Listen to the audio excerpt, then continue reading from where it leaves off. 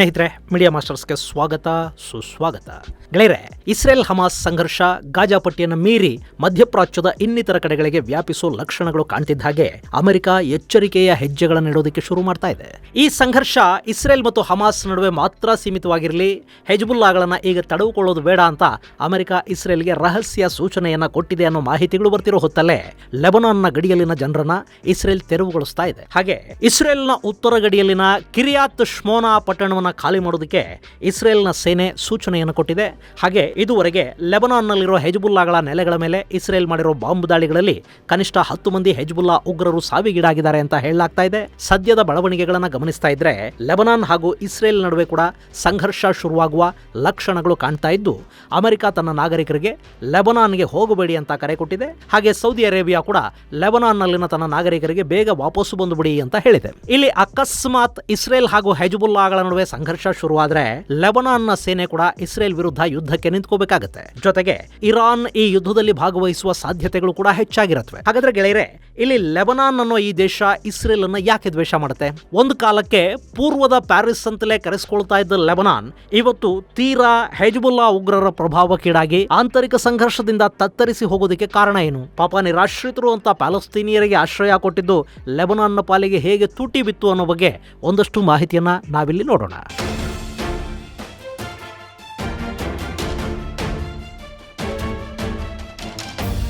ಸ್ನೇಹಿತರೆ, ಈ Israel Hamas ಸಂಘರ್ಷ ಇದೆಯಲ್ಲ, ಇದು ನಮಗೆ ಮಧ್ಯಪ್ರಾಚ್ಯದ ಒಂದಷ್ಟು ದೇಶಗಳ ಬಗ್ಗೆ ಹೆಚ್ಚು ತಿಳ್ಕೊಳ್ಳೋದಕ್ಕೆ ಅವಕಾಶವನ್ನು ಮಾಡಿಕೊಡ್ತಾ ಇದೆ. ಹಾಗೆ ಜಿಯೋಪೊಲಿಟಿಕ್ಸ್ ಅನ್ನು ಅರ್ಥ ಮಾಡ್ಕೊಳ್ಳೋದಕ್ಕೆ, ಅಲ್ಲಿನ ಮತೀಯ ಧ್ರುವೀಕರಣ, ಅದರ ಹಿಂದಿನ ರಾಜಕೀಯಗಳನ್ನು ಅರ್ಥ ಮಾಡ್ಕೊಳ್ಳೋ ಸಾಧ್ಯತೆಗಳನ್ನು ಹೆಚ್ಚು ಮಾಡ್ತಾ ಇದೆ. ಯುದ್ಧದ ಬಗ್ಗೆ ನಿಮಗೆ ಕ್ಷಣ ಕ್ಷಣದ ಮಾಹಿತಿಯನ್ನ ನ್ಯೂಸ್ ಚಾನೆಲ್ಗಳು, ವೆಬ್ಸೈಟ್ಗಳು ಕೊಡ್ತಾ ಇವೆ. ಹೀಗಾಗಿನೇ ಅದನ್ನು ಹೊರತುಪಡಿಸಿ ಈ ಭೂಭಾಗದಲ್ಲಿನ ದೇಶಗಳು, ಅವುಗಳ ಪರಿಸ್ಥಿತಿಯ ಬಗ್ಗೆ ಒಂದಷ್ಟು ವಿಷಯಗಳನ್ನ ನಾನಿಲ್ಲಿ ನಿಮಗೆ ತಿಳಿಸೋ ಪ್ರಯತ್ನವನ್ನು ಮಾಡ್ತಾ ಹೋಗ್ತೀನಿ. ಗೆಳೆಯರೆ, ಅದು 1960ರ ದಶಕ. ಅವತ್ತಿಗೆ ಈ ಜಗತ್ತಲ್ಲಿ ಎರಡೆರಡು ಪ್ಯಾರಿಸ್ಗಳಿದ್ವು. ಒಂದು ಫ್ರಾನ್ಸ್ ನಲ್ಲಿದ್ದ ಪ್ಯಾರಿಸ್ ಆದ್ರೆ ಮತ್ತೊಂದು ಪ್ಯಾರಿಸ್ ಮಧ್ಯಪ್ರಾಚ್ಯದ ಪುಟ್ಟ ದೇಶ ಲೆಬನಾನ್ನಲ್ಲಿತ್ತು. ಲೆಬನಾನ್ನ ರಾಜಧಾನಿ ಬೈರೂತ್ ನಗರವನ್ನ ಪ್ಯಾರಿಸ್ ಆಫ್ ಈಸ್ಟ್ ಅಂತ ಕರೆಯಲಾಗ್ತಾ ಇತ್ತು. ಅಷ್ಟೊಂದು ವ್ಯವಸ್ಥಿತವಾಗಿ, ಸುಂದರವಾಗಿ, ಹಾಗೆ ನೆಮ್ಮದಿಯಾಗಿ ಕೂಡ ಇದ್ದ ಬೈರೂತ್ ಹಾಗೂ ಲೆಬನಾನ್ ಈಗ ಸಂಘರ್ಷ ಪೀಡಿತ ನೆಲ, ಬಡತನವನ್ನ ಹಾಸಿ ಹೊದ್ದು ಮಲಗಿದ ದೇಶ, ಸದಾ ಆಂತರಿಕ ಕಿತ್ತಾಟಗಳಲ್ಲಿ ಮುಳುಗಿ, ರಾಜಕೀಯ ಅತಂತ್ರಕ್ಕೆ ಸಿಲುಕಿ, ಉಗ್ರರ ನೆಲವೀಡಾಗಿ ಅಭಿವೃದ್ಧಿಯಿಂದ ದೂರ ಸರಿದು ಹೋಗ್ತಾ ಇರೋ ದೇಶ. ಹೀಗೆ ಒಂದು ಕಾಲಕ್ಕೆ ಸ್ವರ್ಗದ ಥರ ಇದ್ದದ್ದು ಇದ್ದಕ್ಕಿದ್ದ ಹಾಗೆ ಭೂಲೋಕದ ನರಕವಾಗಿದ್ದು ಉಗ್ರರಿಂದ, ನಿರಾಶ್ರಿತರಿಂದ, ಮತೀಯ ಧ್ರುವೀಕರಣದಿಂದ. ಈ ಲೆಬನಾನ್ ಹೇಗೆ ಕೆಡ್ತು ಅನ್ನೋದನ್ನು ನಿಮಗೆ ಹೇಳೋ ಮೊದಲು ಈ ಪುಟ್ಟ ದೇಶದ ಬಗ್ಗೆ ಒಂದಷ್ಟು ಮಾಹಿತಿಯನ್ನು ಕೊಟ್ಟು ಬಿಡ್ತೀನಿ.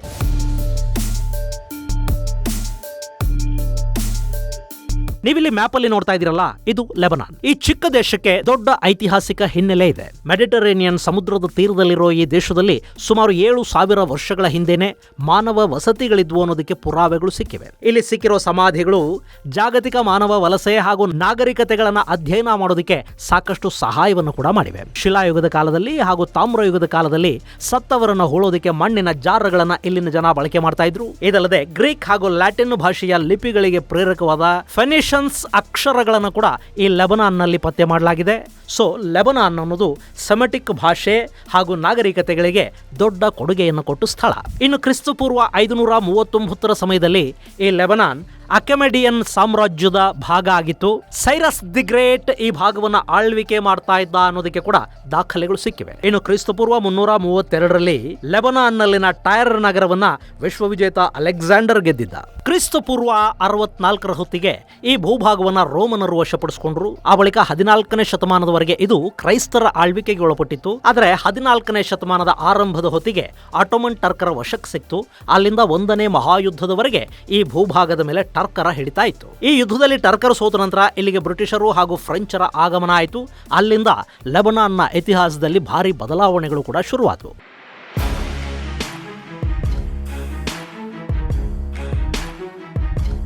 ಗೆಳೆಯರೆ, ನಿಮ್ಮಲ್ಲಿ ಸಾಕಷ್ಟು ಜನಕ್ಕೆ ಗೊತ್ತಿರೋ ಹಾಗೆ ಮೊದಲನೇ ಮಹಾಯುದ್ಧದಲ್ಲಿ ಗೆದ್ದ ಬ್ರಿಟಿಷರು ಹಾಗೂ ಫ್ರೆಂಚರು ಮಧ್ಯಪ್ರಾಚ್ಯವನ್ನ ತಮ್ಮ ವಸಾಹತುಗಳನ್ನಾಗಿ ಮಾಡ್ಕೊಳ್ತಾರೆ. ಅದರಲ್ಲಿ ಪ್ಯಾಲೆಸ್ತೈನ್ ಹಾಗೂ ಟ್ರಾನ್ಸ್ ಜೋರ್ಡಾನ್ ಭಾಗ ಏನಿತ್ತು ಅಲ್ಲಿ ಬ್ರಿಟಿಷರು ಕೂತ್ಕೋತಾರೆ. ಸಿರಿಯಾದಲ್ಲಿ ಫ್ರೆಂಚರು ಬಂದು ಕೂತ್ಕೋತಾರೆ. ಅಲ್ಲದೆ ಲೆಬನಾನ್ ಮೇಲೆ ಕೂಡ ಫ್ರೆಂಚರು ಹಿಡಿತವನ್ನು ಸಾಧಿಸ್ತಾರೆ. ಆ ಬಳಿಕ ಅಲ್ಲಿನ ಕ್ರೈಸ್ತರ ಸಂಖ್ಯೆ ಕೂಡ ಹೆಚ್ಚಾಗ್ತಾ ಹೋಗುತ್ತೆ. ಒಂದು ಕಾಲದಲ್ಲಿ ಅಂದ್ರೆ ಆಟೋಮನ್ ಟರ್ಕರ ಹಿಡಿತಕ್ಕೆ ಭಾಗ ಸಿಗೋದಕ್ಕೆ ಮುಂಚೆ ಇಲ್ಲಿ ಕ್ರೈಸ್ತರಿದ್ರು.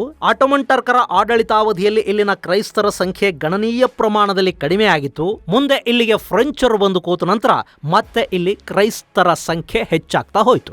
ಲೆಬನಾನ್ನ ಮ್ಯಾರೋನೈಟ್ ಪ್ರದೇಶ ಅಂದ್ರೆ ನೀವಿಲ್ಲಿ ಮ್ಯಾಪಲ್ಲಿ ಮೆಡಿಟರೇನಿಯನ್ ಸಮುದ್ರದ ಕರಾವಳಿಯ ಉದ್ದಕ್ಕೂ ಇರೋ ಪ್ರದೇಶವನ್ನ ನೋಡ್ತಾ ಇದೀರಲ್ವಾ, ಇದನ್ನ ಮ್ಯಾರೋನೈಟ್ ಅಂತ ಕರೀತಾರೆ. ಇಲ್ಲಿ ಗ್ರೀಕ್ ಆರ್ಥೋಡಕ್ಸ್ಗಳು ಹಾಗೂ ಕ್ರಿಶ್ಚಿಯನ್ರು ಹೆಚ್ಚಾಗಿದ್ರು. ಹೇಳಿ ಕೇಳಿ ಆಟೋಮನ್ ಸಾಮ್ರಾಜ್ಯದ ಹಿಡಿತದಲ್ಲಿದ್ದ ದೇಶ ಇದು, ಹೀಗಾಗಿ ಅಲ್ಲಿ ಅರಬರು ಕೂಡ ಇದ್ರು. ಇನ್ನು ಹೇಳಿ ಕೇಳಿ ಸುಮಾರು 6 ಶತಮಾನಗಳ ಕಾಲ ಇದು ಆಟೋಮನ್ನರ ಹಿಡಿತದಲ್ಲಿತ್ತಲ್ಲ, ಹೀಗಾಗಿ ಅಲ್ಲಿ ಮುಸಲ್ಮಾನರು ಹೆಚ್ಚಿನ ಸಂಖ್ಯೆಯಲ್ಲೇ ಇದ್ರು. ಅವತ್ತಿಗೆ ಈ ಎರಡೂ ಸಮುದಾಯಗಳ ಸಂಖ್ಯೆ ಹೆಚ್ಚು ಕಡಿಮೆ ಸರಿಸಮನಾಗಿತ್ತು. ಇನ್ನು 1939ರಲ್ಲಿ ಎರಡನೇ ಮಹಾಯುದ್ಧ ಪ್ರಾರಂಭ ಆದ ಮೇಲೆ ಲೆಬನಾನ್ ಹಾಗೂ ಸಿರಿಯಾದ ಮೇಲೆ ಫ್ರೆಂಚರ ಹಿಡಿತ ಸಡಿಲವಾಗ್ತಾ ಹೋಯಿತು. ಯಾಕೆಂದ್ರೆ ಜರ್ಮನಿಯ ಸೇನೆ ಫ್ರಾನ್ಸ್ನ ಬಹುಭಾಗವನ್ನ ತನ್ನ ವಶಕ್ಕೆ ತಗೊಳ್ತು. ಹೀಗಾಗಿ ಪ್ಯಾರಿಸ್ಗೆ ಜಗತ್ತಿನ ಇನ್ನಿತರೆ ಭಾಗಗಳನ್ನು ಕಂಟ್ರೋಲ್ ಮಾಡೋದಕ್ಕೆ ಸಾಧ್ಯ ಆಗಲಿಲ್ಲ. ಸೊ ಲೆಬನಾನ್ 1943ರಲ್ಲಿ ಸ್ವತಂತ್ರವಾಯಿತು. ಆದ್ರೆ ಇಲ್ಲಿ ಒಂದು ಸ್ವಲ್ಪ ಫ್ರೆಂಚ್ ಸೇನೆ ಹಾಗೆ ಉಳ್ಕೊಂಡಿತ್ತು. ಹೇಗೆ ಎರಡನೇ ಮಹಾಯುದ್ಧದ ನಂತರ ಭಾರತವನ್ನು ಆಳೋದಕ್ಕೆ ಸಾಧ್ಯ ಇಲ್ಲ ಅನ್ನೋದು ಗೊತ್ತಾದ ಬ್ರಿಟಿಷರು ಭಾರತವನ್ನು ಬಿಟ್ಟು ಹೋದ್ರು, ಅದಕ್ಕೂ ಮೊದಲೇ ಫ್ರೆಂಚರು ಲೆಬನಾನ್ ಅನ್ನು ಬಿಡೋ ಮಾತುಗಳನ್ನಾಡಿದ್ರು. ಕಡೆಗೆ 1946ರಲ್ಲಿ ಫ್ರೆಂಚ್ ಸೇನೆ ಕೂಡ ಲೆಬನಾನ್ ನಿಂದ ಹೊರಗೆ ಹೋಯಿತು. ಹೀಗಾಗಿ ಲೆಬನಾನ್ ಅನ್ನೋದು ಸಂಪೂರ್ಣವಾಗಿ ಸ್ವಾತಂತ್ರ್ಯವನ್ನು ಪಡ್ಕೊಳ್ತು. ಹೀಗೆ ಫ್ರೆಂಚರಲ್ಲಿಂದ ಎದ್ದು ಹೋಗೋ ಮೊದಲು ಅಲ್ಲಿನ ಕ್ರೈಸ್ತರಿಗೆ ಯಾವುದೇ ತೊಂದರೆ ಆಗಬಾರದು ಅನ್ನೋ ನಿಟ್ಟಲ್ಲಿ ಒಂದಷ್ಟು ಎಚ್ಚರಿಕೆಯ ಕ್ರಮಗಳನ್ನು ತಗೊಳ್ಳೋದಕ್ಕೆ ಮುಂದಾಗ್ತಾರೆ. ಹೀಗಾಗಿ ಲೆಬನಾನ್ಗೆ ಸ್ವಾತಂತ್ರ್ಯವನ್ನು ಕೊಡೋ ಸಂದರ್ಭದಲ್ಲಿ ಅಲ್ಲಿನ ಅಧಿಕಾರ ಹಂಚಿಕೆಗೆ ಒಂದು ಸೂತ್ರವನ್ನ ಫ್ರಾನ್ಸ್ ಸಿದ್ಧಗೊಳಿಸುತ್ತೆ. ಅದನ್ನ 1943ರ ನ್ಯಾಷನಲ್ ಪ್ಯಾಕ್ಟ್ ಅಂತ ಕರೀತಾರೆ. ಆ ಒಪ್ಪಂದದಂತೆ ಲೆಬನಾನ್ನಲ್ಲಿ ಅಧ್ಯಕ್ಷ ಯಾವಾಗಲೂ ಕೂಡ ಮ್ಯಾರೋನೈಟ್ ಕ್ರಿಶ್ಚಿಯನ್ ಆಗಿರಬೇಕು. ಅದೇ ರೀತಿ ಪಾರ್ಲಿಮೆಂಟಿನ ಸ್ಪೀಕರ್ ಶಿಯಾ ಮುಸ್ಲಿಂ ಸಮುದಾಯಕ್ಕೆ ಸೇರಿದವನಾಗಿರಬೇಕು ಮತ್ತು ಅಲ್ಲಿನ ಪ್ರಧಾನಿ ಸುನ್ನಿ ಮುಸಲ್ಮಾನಾದ್ರೆ ಡೆಪ್ಯೂಟಿ ಸ್ಪೀಕರ್ ಹಾಗೂ ಡೆಪ್ಯೂಟಿ ಪ್ರೈಮ್ ಮಿನಿಸ್ಟರ್ಗಳಾಗಿ ಗ್ರೀಕ್ ಆರ್ಥೋಡಕ್ಸ್ಗಳಿರಬೇಕು ಅಂತ ಆ ಒಪ್ಪಂದ ಹೇಳುತ್ತೆ. ಅಂದ್ರೆ ಈ ಲೆಬನಾನ್ ಅನ್ನ ಆಳೋದಕ್ಕೆ ಒಂದು ಜನಾಂಗೀಯ ಮೀಸಲಾತಿಯನ್ನ ಸಿದ್ಧಗೊಳಿಸಿ ಅಂಥದ್ದೊಂದು ಒಪ್ಪಂದವನ್ನು ಮಾಡಿಕೊಟ್ಟು ಫ್ರೆಂಚರು ಅಲ್ಲಿಂದ ಜಾಗ ಖಾಲಿ ಮಾಡಿದ್ರು. ಅವತ್ತಿಗೆ ಇದು ತುಂಬಾ ಒಳ್ಳೆ ಒಪ್ಪಂದ ಕೂಡ ಆಗಿತ್ತು. ಅಲ್ಲಿನ ಎಲ್ಲ ಸಮುದಾಯಗಳಿಗೂ ಸಮಾನ ಹಕ್ಕು ಮತ್ತು ಜವಾಬ್ದಾರಿಯನ್ನು ಇದು ಕೊಡ್ತಾ ಇತ್ತು. ಇದು 1958ರವರೆಗೆ ಕೂಡ ಹೀಗೆ ಮುಂದುವರ್ಕೊಂಡು ಬಂತು. ಆದರೆ 1958ರಲ್ಲಿ ಲೆಬನಾನ್ನಲ್ಲಿನ ಮುಸ್ಲಿಮರು ಸಣ್ಣಗೆ ಈ ಒಪ್ಪಂದದ ವಿರುದ್ಧ ಸಿಡಿಮಿಡಿ ಶುರು ಮಾಡಿದ್ರು. ಈ ದೇಶದಲ್ಲಿ ನಾವು ಹೆಚ್ಚಿದ್ದೀವಿ, ಹೀಗಾಗಿ ಕ್ರೈಸ್ತರೇ ಯಾಕೆ ಅಧ್ಯಕ್ಷರಾಗಬೇಕು, ದೇಶದ ಎಲ್ಲ ಅಧಿಕಾರ ಕೂಡ ನಮ್ಮ ಕೈಗೆ ಸಿಗಬೇಕು ಅಂತ ಮುಸ್ಲಿಮರು ಭಾವಿಸಿದ್ರು. ಅಷ್ಟೇ ಅಲ್ಲದೆ 1960ರ ಹೊತ್ತಿಗೆ ಲೆಬನಾನ್ ಅರಬ್ ಒಕ್ಕೂಟದ ಭಾಗ ಆಗಬೇಕು ಅನ್ನೋ ಕೂಗು ಕೂಡ ಅಲ್ಲಿ ಶುರುವಾಯಿತು. ನಾನು ನಿಮಗೆ ಈ ಹಿಂದೆ ಸಾಕಷ್ಟು ಬಾರಿ ಹೇಳಿದಿನಲ್ವಾ, ಪ್ಯಾನ್ ಇಸ್ಲಾಮಿಕ್ ಬ್ರದರ್ಹುಡ್ ಇದೆ ಅಲ್ಲಿ ಕೂಡ ಶುರುವಾಗಿತ್ತು. ನಾವು ಮುಸಲ್ಮಾನರು ಹೆಚ್ಚಾಗಿದ್ದೀವಿ, ಅಧಿಕಾರ ಪೂರ್ತಿ ನಮಗೆ ಬೇಕು, ಹಾಗೆ ಪಕ್ಕದ ಇಸ್ಲಾಮಿಕ್ ದೇಶಗಳ ಕೂಟ ಏನಿದೆ ಅದರ ಜೊತೆ ನಾವು ಸೇರಿಬಿಡಬೇಕು, ಯಾಕೆಂದ್ರೆ ಅವರು ನಾವು ಒಂದೇ, ಹೀಗಾಗಿ ನಾವು ಒಟ್ಟಿಗೆ ಇರಬೇಕು. ಲೆಬನಾನ್ನ ಮುಸ್ಲಿಮರು ಇಂಥದ್ದೊಂದು ಒತ್ತಡವನ್ನ ಹೇರೋದಕ್ಕೆ ಶುರು ಮಾಡಿದಾಗ ಇದನ್ನ ಅವತ್ತಿನ ಅಧ್ಯಕ್ಷ ಕೆಮೆಲಿ ಚಮೋನ್ ಒಪ್ಪಲಿಲ್ಲ. ಇದು ಲೆಬನಾನ್ನಲ್ಲಿ ಮೊದಲ ಕ್ಷಿಪ್ರ ಕ್ರಾಂತಿಗೆ ಕಾರಣ ಆಯಿತು. ಅವತ್ತು ಮುಂದಾಗಬಹುದಾದ ಅನಾಹುತದ ಬಗ್ಗೆ ಅರಿವಿದ್ದ ಚಮೋನ್ ಅಮೆರಿಕಾದ ನೌಕಾಪಡೆಯ ಸಹಾಯವನ್ನು ಬಯಸಿದ. ಅಮೆರಿಕ ಕೂಡ ಲೆಬನಾನ್ನ ರಾಜಧಾನಿ ಬೈರೂತ್ಗೆ 5,000 ಮಂದಿ ಇದ್ದ ನೌಕಾಪಡೆಯನ್ನ ಕಳುಹಿಸಿಕೊಡ್ತು. ಆದ್ರೆ ಆ ನೌಕಾಪಡೆ ಬರುವಷ್ಟರಲ್ಲಿ ಅಲ್ಲಿ ಮಾಜಿ ಸೇನಾ ಮುಖ್ಯಸ್ಥ ಫೌದ್ ಚಹಾಬ್ ಕೆಮಿಲಿಯನ್ನ ಕೆಳಗಿಳಿಸಿ ಅಧಿಕಾರವನ್ನ ತನ್ನ ಕೈಗೆ ಸಂಪೂರ್ಣವಾಗಿ ತಗೊಂಡಿದ್ದ.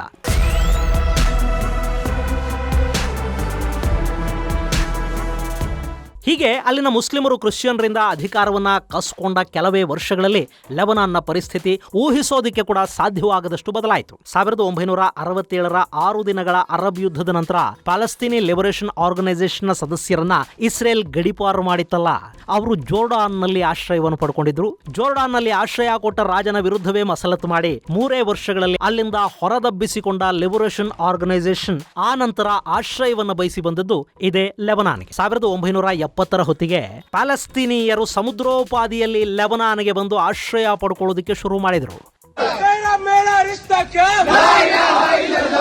ಹೀಗೆ ಅಂದುಕೊಂಡೇ ಅವತ್ತು ಲೆಬನಾನ್ನಲ್ಲಿದ್ದಕ್ಕೆಲ್ಲ ಸುನ್ನಿ ಮುಸಲ್ಮಾನರು ಕೂಡ PLO ಆಗಮನವನ್ನು ಸ್ವಾಗತಿಸಿದರು. ಅದು ಲೆಬನಾನ್ನ ಇವತ್ತಿನ ಪರಿಸ್ಥಿತಿಗೆ ಕಾರಣ ಆಯಿತು.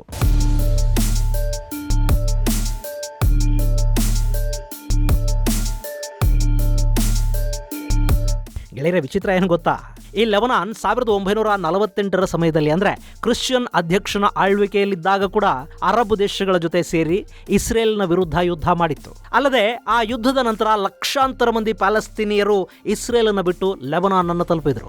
ಅವತ್ತು ಹಾಗೆ ಬಂದವರು ಸುಮಾರು 1 ಲಕ್ಷಕ್ಕೂ ಅಧಿಕ ಮಂದಿ ಅಂತ ಹೇಳ್ತಾರೆ. ಅದೇ ತರ 1970ರಲ್ಲಿ ಕೂಡ ಸುಮಾರು 2 ಲಕ್ಷಕ್ಕೂ ಅಧಿಕ ಪ್ಯಾಲೆಸ್ತೀನಿಯರು ಲೆಬನಾನ್ಗೆ ಬಂದರು. ಹೀಗೆ ಯಾವಾಗ ಅಲ್ಲಿ ನಿರಾಶ್ರಿತರ ಸಂಖ್ಯೆ ಹೆಚ್ಚಾಗ್ತಾ ಹೋಯ್ತೋ ಸಹಜವಾಗಿ ಒಂದು ಕಲ್ಚರಲ್ ಕ್ಲಾಶ್ ಅಲ್ಲಿ ಶುರುವಾಯಿತು. ಅದು ಸುನ್ನಿ ಶಿಯಾ ಸಂಘರ್ಷವಾಗಿ ಬದಲಾಯಿತು. ಇಲ್ಲಿ ಇಸ್ರೇಲ್ನ ವಿರುದ್ಧ ಹೋರಾಡೋದಕ್ಕೆ ಒಂದಷ್ಟು ಉಗ್ರ ಕೃತ್ಯಗಳನ್ನು ಮಾಡ್ತಾ ಇದ್ರಲ್ಲ ಪ್ಯಾಲೆಸ್ತೀನಿಯರು, ಅವರ ಆ ಹೋರಾಟ ಲೆಬನಾನ್ನಲ್ಲಿ ಕೂಡ ಶುರುವಾಯಿತು. ಅಲ್ಲಿನ ಕ್ರೈಸ್ತರು ಹಾಗೂ ಶಿಯಾ ಮುಸಲ್ಮಾನರು ಇವರು ಟಾರ್ಗೆಟ್ ಆಗ್ತಾ ಹೋದ್ರು. ಜೊತೆಗೆ ಪ್ಯಾಲೆಸ್ತೀನಿ ಉಗ್ರರು ಆಗಾಗ ಇಸ್ರೇಲ್ನಲ್ಲಿ ಕೂಡ ಸ್ಫೋಟಗಳನ್ನು ಮಾಡ್ತಾ ಹೋದ್ರು. ಇದು ಇಸ್ರೇಲ್ನ ಸಿಟ್ಟಿಗೆ ಕಾರಣ ಆಗಿದ್ದು ಮಾತ್ರ ಅಲ್ಲ, ಲೆಬನಾನ್ನ ವಾತಾವರಣವನ್ನು ಕೂಡ ಕೆಡಿಸ್ತಾ ಹೋಯಿತು. ಗೆಳೆಯರೆ, ಅಲ್ಲಿವರೆಗೆ ಈ ಬೈರೂತನ್ನ ಪ್ಯಾರಿಸ್ ಆಫ್ ದ ಈಸ್ಟ್ ಅಂತ ಕರೀತಾ ಇದ್ರು. ಅಷ್ಟೇ ಅಲ್ಲದೆ ಲೆಬನಾನ್ನ ಸಾಕಷ್ಟು ಪ್ರದೇಶಗಳನ್ನ ಸ್ವಿಟ್ಜರ್ಲ್ಯಾಂಡ್ನ ಜೊತೆಗೆ ಹೋಲಿಸಲಾಗ್ತಾ ಇತ್ತು. ಹೀಗೆ ಇಡೀ ಮಧ್ಯಪ್ರಾಚ್ಯದಲ್ಲಿ ಅತ್ಯಂತ ನೆಮ್ಮದಿಯಿಂದ ಸುಭಿಕ್ಷವಾಗಿದ್ದ ನೆಲದಲ್ಲಿ 1970 ಬಳಿಕ ನಾಗರಿಕ ಸಂಘರ್ಷಗಳು ಆರಂಭ ಆದವು. ಕ್ರೈಸ್ತರ ಮೇಲೆ ದಾಳಿಗಳು ಶುರುವಾದವು. ಸುನ್ನಿ ಶಿಯಾಗಳ ನಡುವೆ ಕದನಗಳು ಆರಂಭ ಆದವು.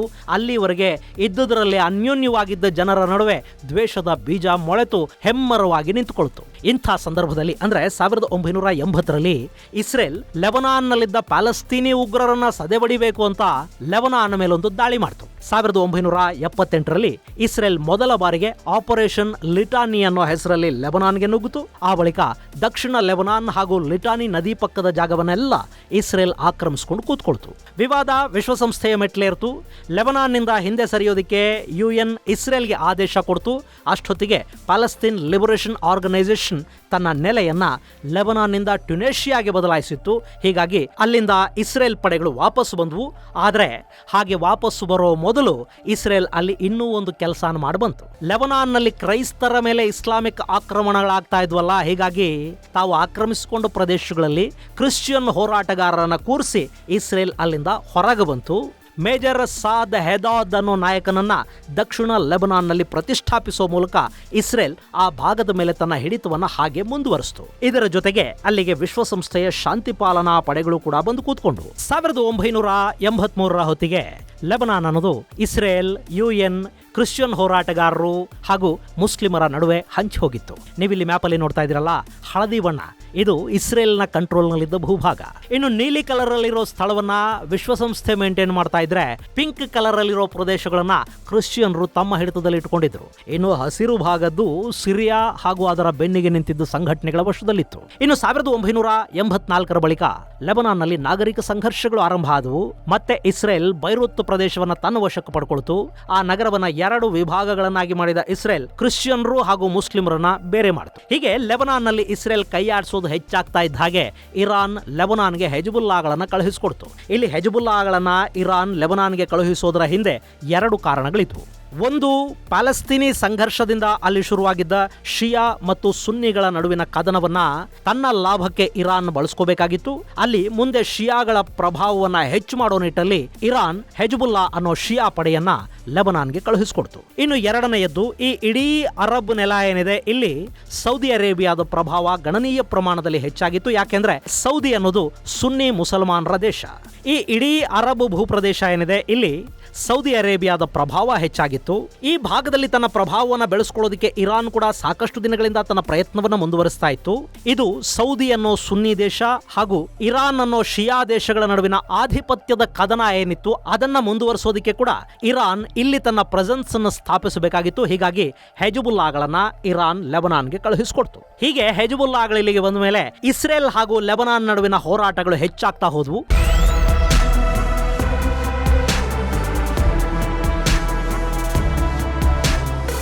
ಗೆಳೆಯರೆ, ಆ ಸಂಘರ್ಷಗಳು ಹೇಗಿದ್ವು, ಹೆಜ್ಬುಲ್ಲಾ ಹಾಗೂ ಇಸ್ರೇಲ್ ನಡುವಿನ ಕದನದ ಕಥೆ ಏನು ಅನ್ನೋದನ್ನ ನಿಮಗೆ ಈ ಹಿಂದಿನ ವಿಡಿಯೋಗಳಲ್ಲಿ ವಿವರವಾಗಿ ಹೇಳಿದ್ದೀನಿ. ಅದರ ಲಿಂಕ್ ಅನ್ನ ಡಿಸ್ಕ್ರಿಪ್ಷನ್ ಬಾಕ್ಸ್ ಅಲ್ಲಿ ಕೊಡ್ತಾ ಇದ್ದೀನಿ, ನೀವು ಅದನ್ನು ನೋಡಬಹುದು. ಇನ್ನು ಸುದೀರ್ಘ ಕಾಲದ ಸಂಘರ್ಷದ ನಂತರ 2000ರಲ್ಲಿ ಸಿರಿಯಾ ಮತ್ತು ಇಸ್ರೇಲ್ಗಳು ಎರಡೂ ಕೂಡ ತಮ್ಮ ತಮ್ಮ ವಶದಲ್ಲಿದ್ದ ಜಾಗಗಳನ್ನ ಲೆಬನಾನ್ಗೆ ಬಿಟ್ಟುಕೊಟ್ಟು ಅಲ್ಲಿಂದ ಹೊರಗೆ ಹೋದ್ವು. ಅದಾದ ನಂತರ 2006ರಲ್ಲಿ ಮತ್ತೆ ಇಸ್ರೇಲ್ ಲೆಬನಾನ್ನಲ್ಲಿನ ಹೆಜ್ಬುಲ್ಲಾಗಳ ಜೊತೆ ಯುದ್ಧ ಮಾಡಿತು. ಆ ನಂತರ ಕೂಡ ಅಲ್ಲಿ ಸಂಘರ್ಷ ಮುಂದುವರ್ಕೊಂಡೇ ಬಂದಿದೆ. ಇನ್ನು ಈಗ ಹೆಜ್ಬುಲ್ಲಾಗಳು ಇಸ್ರೇಲ್ ವಿರುದ್ಧ ತಿರುಗಿ ಬೀಳುವ ಸಾಧ್ಯತೆ ಹೆಚ್ಚಾಗಿದೆ. ಅಲ್ಲಿ ಲಕ್ಷಾಂತರ ಸಂಖ್ಯೆಯಲ್ಲಿ ಕ್ರೂಡ್ ರಾಕೆಟ್ಗಳನ್ನ ಹೆಜ್ಬುಲ್ಲಾ ತಯಾರು ಮಾಡಿಟ್ಕೊಂಡಿದೆ. ಅವರು ಕಳೆದ ಬಾರಿಯ ಹಾಗೆ ಈ ಬಾರಿ ಕೂಡ ಇಸ್ರೇಲ್ ಮೇಲೆ ರಾಕೆಟ್ಗಳನ್ನ ಹಾರಿಸುವ ಸಾಧ್ಯತೆ ಇದೆ. ಒಂದು ವೇಳೆ ಹಾಗೇನಾದ್ರೂ ಆದ್ರೆ ಸದ್ಯಕ್ಕೆ ಇಸ್ರೇಲ್ ಹಾಗೂ ಹಮಾಸ್ ನಡುವೆ ನಡೀತಿರೋ ಸಂಘರ್ಷ ಲೆಬನಾನ್ಗೆ ಕೂಡ ವ್ಯಾಪಿಸುವ ಸಾಧ್ಯತೆ ಇರುತ್ತೆ. ಹೀಗಾಗಿನೇ ಸೌದಿ ಅರೇಬಿಯಾ ಹಾಗೂ ಅಮೆರಿಕ ತಮ್ಮ ಪ್ರಜೆಗಳಿಗೆ ಲೆಬನಾನ್ನ ವಿಷಯದಲ್ಲಿ ಎಚ್ಚರಿಕೆಯ ಸಂದೇಶಗಳನ್ನು ರವಾನೆ ಮಾಡಿವೆ. ಗೆಳೆಯರೆ, ಲೆಬನಾನ್ ಅನ್ನೋದು 10,452 ಚದರ ಕಿಲೋಮೀಟರ್ ವಿಸ್ತೀರ್ಣವನ್ನು ಹೊಂದಿದೆ. ಇದು ನಮ್ಮ ಮಿಜೋರಾಂನ ವಿಸ್ತೀರ್ಣದಲ್ಲಿ ಅರ್ಧದಷ್ಟಿದೆ. ಇಲ್ಲಿ ಸುಮಾರು 52 ಲಕ್ಷ ಮಂದಿ ವಾಸ ಮಾಡ್ತಾರೆ. ಅದರಲ್ಲಿ 95% ಅರಬರಿದ್ದಾರೆ. ಇನ್ನು ರಿಲಿಜಿಯನ್ ಅಂತ ನೋಡಿದ್ರೆ ಸುಮಾರು 56% ನಷ್ಟು ಮುಸಲ್ಮಾನರಿದ್ದಾರೆ. ಅವರ ಪೈಕಿ 28% ಶಿಯಾ ಇದ್ರೆ ಇನ್ನುಳಿದ 28% ಸುನ್ನಿ ಮುಸಲ್ಮಾನರಿದ್ದಾರೆ. ಇನ್ನು 22% ನಷ್ಟು ಕ್ರೈಸ್ತರಿದ್ದಾರೆ. 8% ನಷ್ಟು ಗ್ರೀಕ್ ಆರ್ಥೋಡಕ್ಸ್ ಇದ್ರೆ 5% ನಷ್ಟು ಗ್ರೀಕ್ ಕ್ಯಾಥೋಲಿಕರು, 4% ನಷ್ಟು ಆರ್ಮೇನಿಯನ್ ಜನ ಇಲ್ಲಿ ವಾಸ ಮಾಡ್ತಾರೆ. ಸೊ ಇವತ್ತಿಗೂ ಕೂಡ ಅಲ್ಲಿ ಕ್ರೈಸ್ತ ವರ್ಸಸ್ ಮುಸ್ಲಿಂ ಅನ್ನೋ ಸಂಘರ್ಷ ನಡ್ಕೊಂಡೇ ಬರ್ತಾ ಇದೆ. ಇಂಥ ಲೆಬನಾನ್ ಈಗ ಇಸ್ರೇಲ್ ವಿರುದ್ಧ ಯುದ್ಧಕ್ಕೆ ಸಜ್ಜಾಗ್ತಾ ಇದೆ. ಅದರ ಹಿಂದೆ ಇರಾನ್ ಇದೆ ಅನ್ನೋದು ಗೌಪ್ಯವಾಗಿ ಏನೂ ಉಳಿದಿಲ್ಲ. ಇಲ್ಲಿ ಸುನ್ನಿಗಳ ಪ್ರಭಾವ ಅಂದ್ರೆ ಸೌದಿ ಅರೇಬಿಯಾದ ಪ್ರಭಾವ ಹೆಚ್ಚಾಗದ ಹಾಗೆ ನೋಡ್ಕೋಬೇಕು ಅಂತ ಇರಾನ್ ಅನ್ನೋ ಶಿಯಾ ರಾಷ್ಟ್ರ ಇಸ್ರೇಲ್ ವಿರುದ್ಧ ಹೋರಾಟವನ್ನು ನಡೆಸ್ತಾ ಇದೆ. ಗೆಳೆಯರೆ, ಇಲ್ಲಿ ಎಲ್ಲ ಅಧಿಕಾರವೂ ನಮಗೆ ಬೇಕು ಅಂತ ಹೊರಟ ಮುಸ್ಲಿಂ ಮುಖಂಡರ ದುರಾಸೆ, ಅವರು ನಮ್ಮವರೇ ಅಲ್ವಾ ಅಂತ ಪ್ಯಾಲೆಸ್ತೀನಿಯರನ್ನ ತಬ್ಬಿಕೊಂಡ ಸುನ್ನಿಗಳು ಶಿಯಾ ಮುಸಲ್ಮಾನರು ಮತ್ತು ಕ್ರೈಸ್ತರ ಮೇಲೆ ದಾಳಿಗಳಿಗೆ ಮುಂದಾಗಿದ್ದು ಮತ್ತು ಈ ಪ್ಯಾಲೆಸ್ತೀನಿ ಬಂಡುಕೋರರನ್ನ ಹುಡುಕೊಂಡು ಇಸ್ರೇಲ್ ಇಲ್ಲಿಗೆ ಬಂದದ್ದು. ಈ 3 ಕಾರಣಗಳು ಇವತ್ತು ಲೆಬನಾನ್ ಅನ್ನೋ ಒಂದು ಕಾಲದ ಸ್ವರ್ಗವನ್ನ ನರಕಕ್ಕಿಂತ ಕೀಳಾಗೋ ಹಾಗೆ ಮಾಡಿವೆ. ಇದು ಗೆಳೆಯರೆ ಇಸ್ರೇಲ್ನ ಉತ್ತರ ಭಾಗದಲ್ಲಿ ಗಡಿ ಹಂಚಿಕೊಳ್ಳೋ ಲೆಬನಾನ್ ಅನ್ನೋ ನತದೃಷ್ಟು ದೇಶದ ಕಥೆ. ಮುಂದಿನ ಸಂಚಿಕೆಯಲ್ಲಿ ಮತ್ತಷ್ಟು ವಿಶೇಷಗಳ ಜೊತೆ ಮತ್ತೆ ಭೇಟಿಯಾಗೋಣ. ಅಲ್ಲಿವರೆಗೆ ಜೈ ಹಿಂದ್, ಜೈ ಕರ್ನಾಟಕ.